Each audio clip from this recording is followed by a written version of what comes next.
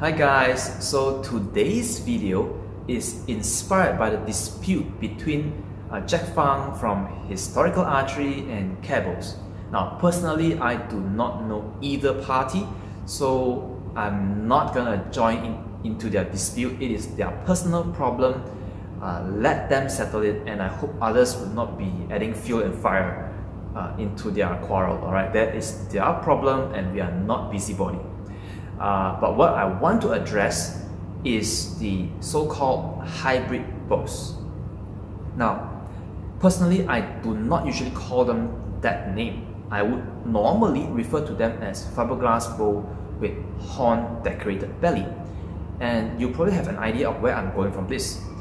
So, when it comes to hybrid, we have to first really understand what exactly hybrid is. Because hybrid is actually to have two or more things coming together and to have the best of the combination, right? Let's say if there's two, then the best of both.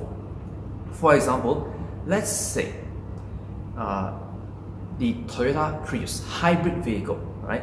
So it combines electric and gasoline engine, and as a result, you have the best of both worlds and it improves efficiency.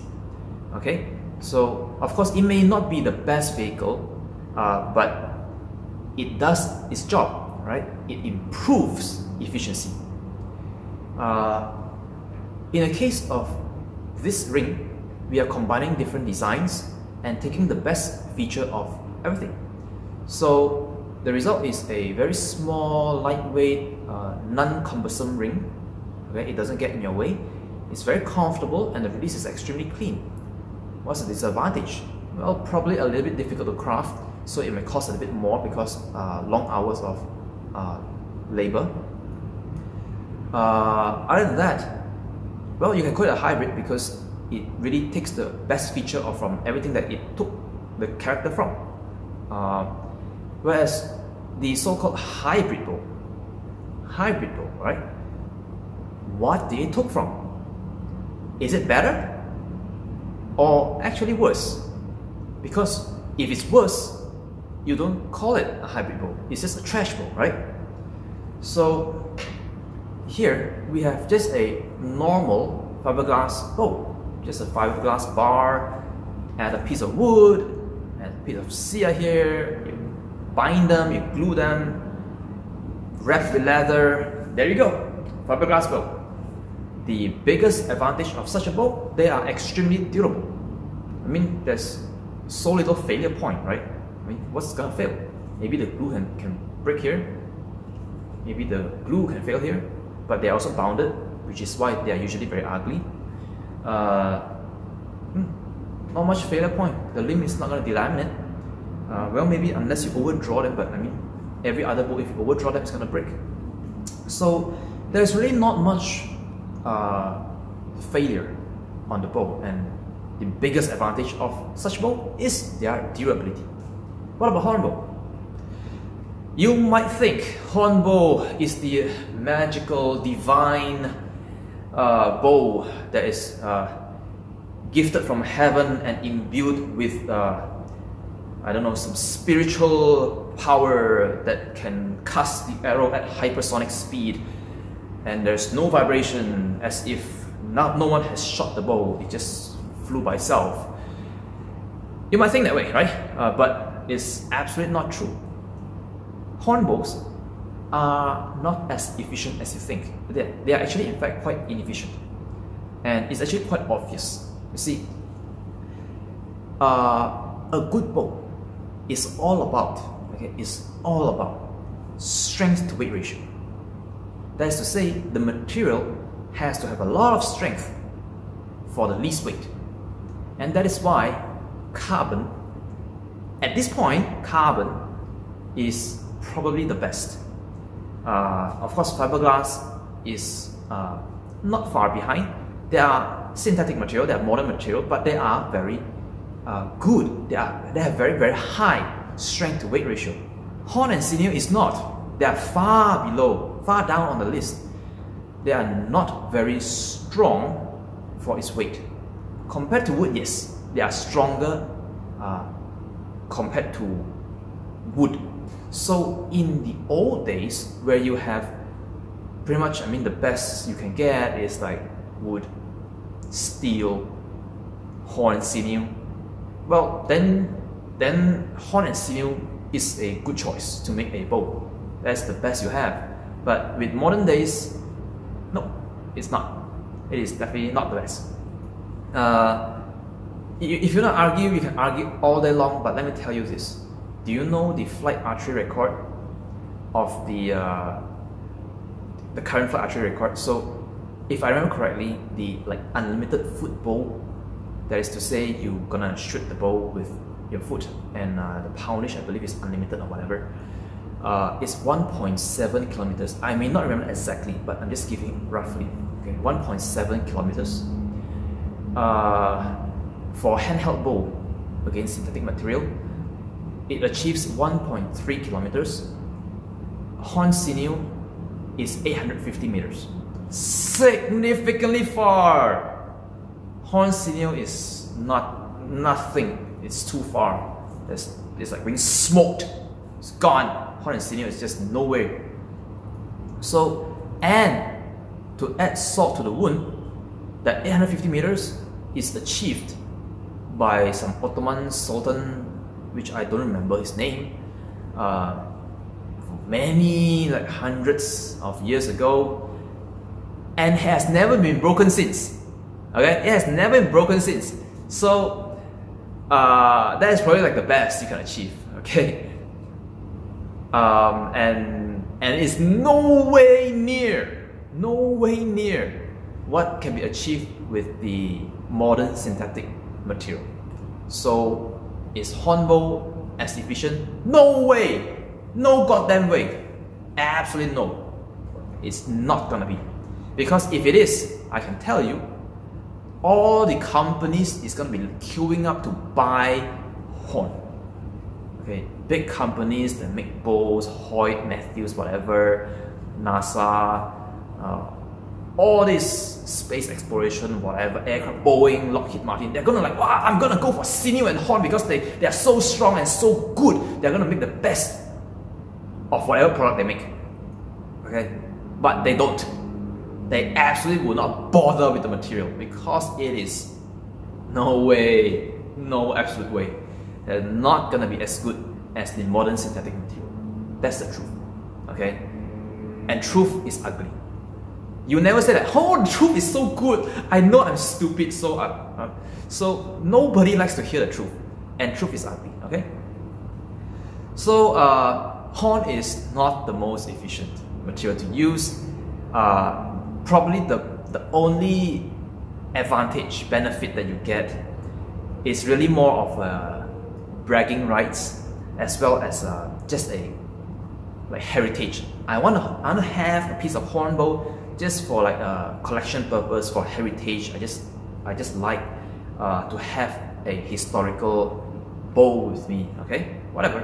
That's personal, subjective. There's nothing wrong with that. It may not be the most efficient bow, but you know, sometimes people like things that are not necessarily the most efficient. Like watches, people collect watches that are not the most accurate. I mean, like they call it the automatic watch or the mechanical watches. They may not be the most accurate, but people collect them and it costs a lot compared to quartz, which is far more accurate. So because it has some value to it, some sentimental value, or maybe some art value or whatever. So or maybe heritage value. Same thing with the hornbow. It has something to it, but it's not performance. Okay. Some people might say, "Oh, hornbow has less hand shock and vibration." Have you shot one? Are you crazy? The hand shock is a lot compared to like carbon bows, laminate bows. Hand shock is a lot. So there is no benefit to the hornbow. Absolutely no. You might say, "Oh, okay, you can shoot a lot lighter arrow, grain per pound." If you make laminate bows correctly, you can actually achieve the same result. I mean, the flight bows can do it. So what's the problem, right? It's just that a lot of bows, they are trying to mimic traditional bows. Laminated bows, they are trying to mimic traditional bows, and it is not the optimum design. Okay? It is not the optimum design. It is just trying to mimic so that you can use a historical inspired bow. It is not the best design. Okay, so there's nothing good with the hornbow, honestly. Okay, so when you apply something that's nothing good to a fiberglass bow, what do you get? Well, first you lose durability because now you have something that can fail. Alright, that horn that is they glue on it, it can fail. Right? Because initially there's nothing to fail, now you glue something on, it can fail. Anything that may fail will fail. So you attach something that can fail, and it doesn't give you any advantage. It doesn't make the bow draw smoother. Some people may argue, but draw a 4-stroke curve. Okay, draw the 4-stroke curve, and then you compare a fiberglass bow without the horn and with. Okay, there is not going to be any difference. The horn does not make the 4-stroke curve smoother. That's one. Okay, maybe it can reduce the hand shock or vibration by a little bit, because horn is somewhat a soft material. So by having it on this side, it's kind of like it's working as a dampener. But I can also say, why don't we just put like leather, maybe some EVA foam?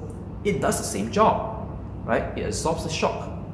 So if I were to put like, let's say a rubber layer here or a cork layer here and a leather here, does that make it a hybrid bow? You're probably like, no way, right? So why adding a piece of horn makes it hybrid? It doesn't have any functional value, maybe as a dampener, but you probably won't count that, because you know, if you won't count the rubber and cork and leather as a hybrid bow, then a horn does exactly the same. So you just introduce a failure point, and nothing good about that. There's nothing else good about it. In fact, it is actually less efficient. Why? Because horn is actually so much weaker than fiberglass, like 10 times weaker. So when you add horn, which has a lower strength to weight ratio to the fiberglass, you're actually lowering the average strength to weight ratio. So the bow becomes less efficient, it's going to be slower.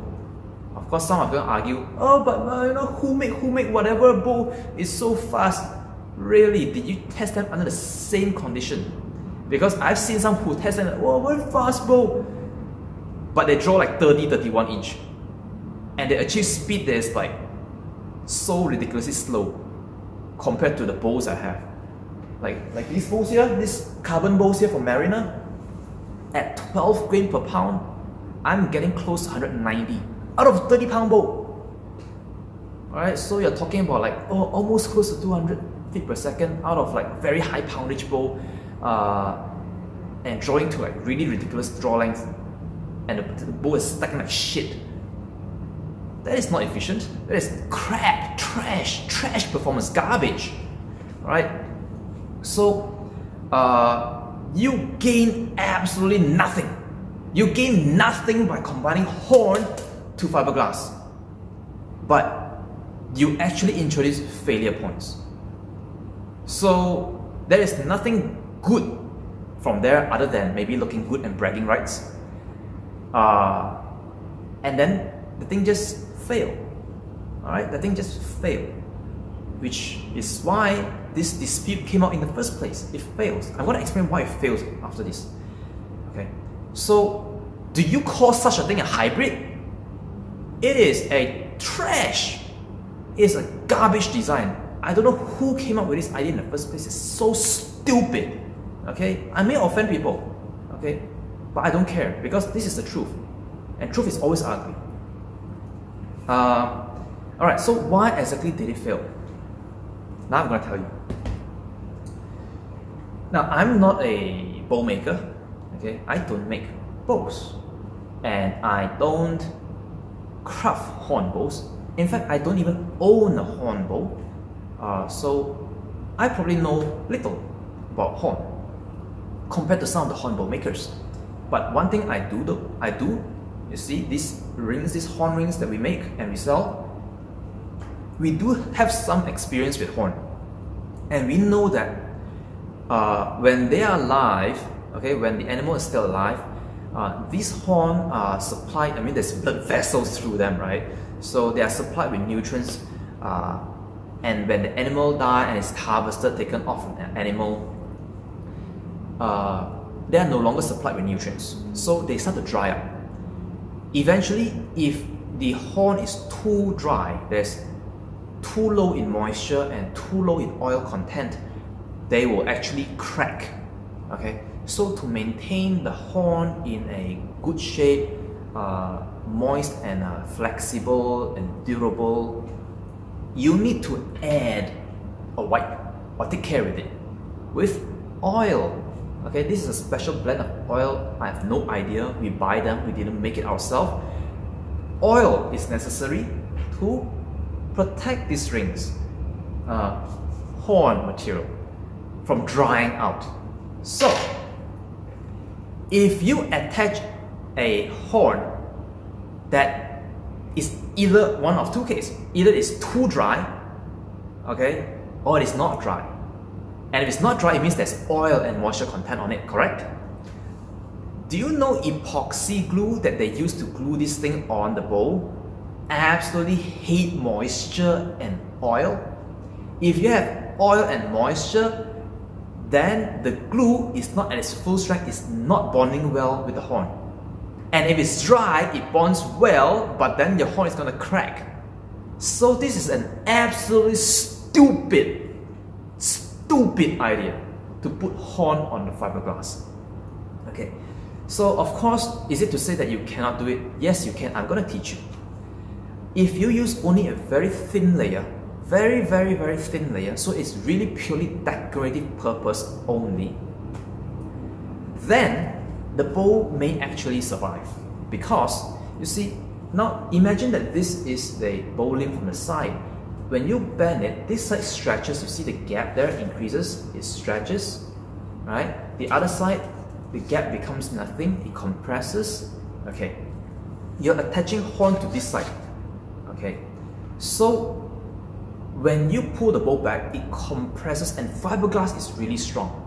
So, if you have a thick layer of horn here, it compresses so much because now the fiberglass is so strong, it doesn't want to stretch as much. Whereas the horn is a lot, 10 times weaker than the fiberglass, it's going to take all that compression because now this guy, the tensile side, the fiberglass is so strong, it refuses to stretch.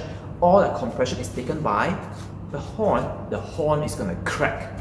To prevent that, you make it super thin so that it is literally just a decorative layer attached to the fiberglass. The fiberglass is taking all the load and the horn is just there to take the ride, right? It's not taking much of the force.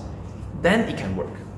But if you want to use the horn as in like hybrid, okay, to have the horn doing more work, you're gonna get failure. And the failure is literally material failure. It is crushed. The horn is compressed so much, it splinters, it cracks, it breaks. It is being destroyed because of the strength of the fiberglass. Okay, so again, putting horn on fiberglass and call it a hybrid, well, it's just such a stupid idea, really stupid. You can use it as a decoration and just be clear, it is a horn decorated belly fiberglass bowl. Okay, don't call it hybrid because it is nothing like a hybrid. It doesn't give any benefit, it only gives you problem, no advantage.